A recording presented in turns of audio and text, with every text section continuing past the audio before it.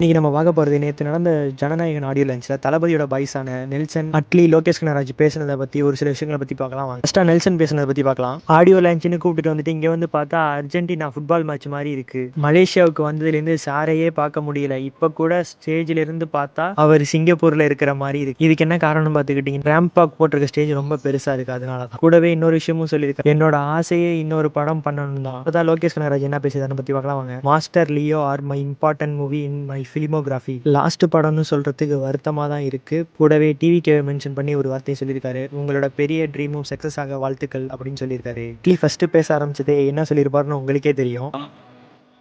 என்னோட அண்ணன், என்னோட தளபதி.